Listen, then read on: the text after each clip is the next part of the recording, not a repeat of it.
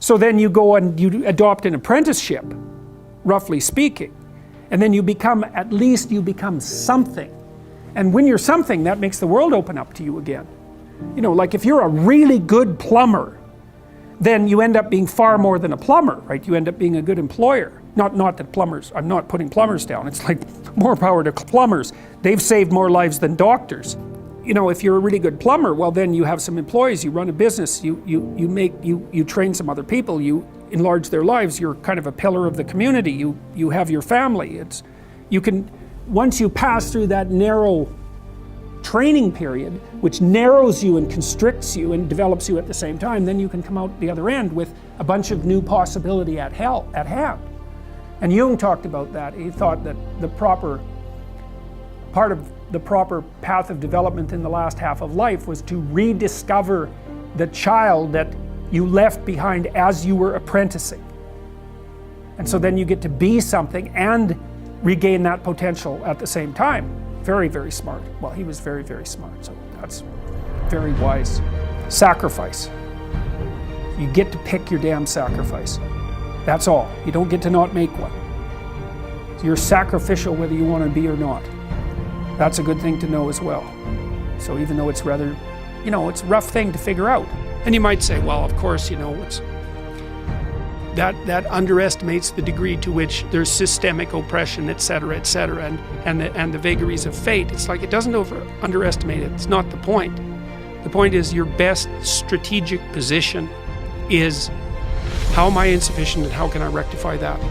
That's what you've got. And the thing is, you are insufficient and you could rectify it. Both of those are within your grasp if you aim low enough. One of the things Why do you see that? That's another thing you keep saying, aim low enough, have a low enough bar. Why do you mean that? Well, let's say you've got a kid and you want the kid to improve. You don't set them a bar that's so high that it's impossible for them to attain it. You take a look at the kid and you think, okay, this kid's got this range of skill. Here's a challenge we can throw at him or her that exceeds their current level of skill, but gives them a reasonable probability of success. And so, like, I'm saying it tongue-in-cheek to some degree, you know, it's like, but I'm doing it as an aid to humility. It's like, well, I don't know how to start improving my life. Someone might say that. And I would say, well, you're not aiming low enough.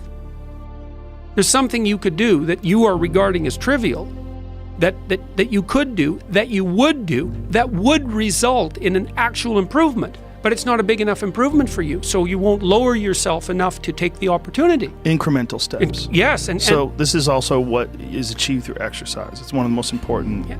Well, what do you do when you go and lift weights? Yeah. You don't go and, like, if you haven't bench pressed before, you don't put 400 pounds on the damn bar and drop the bar through your skull.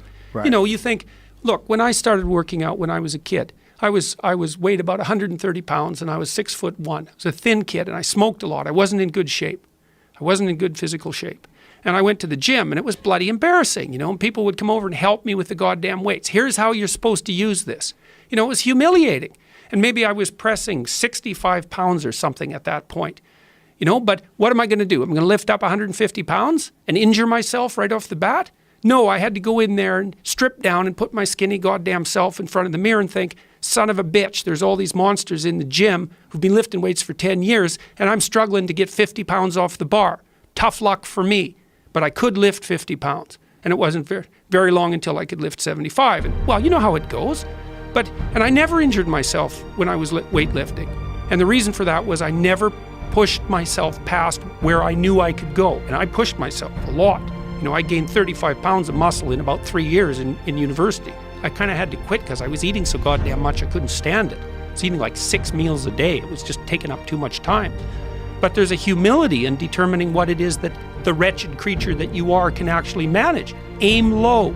And I don't mean don't aim, and I don't mean don't aim up.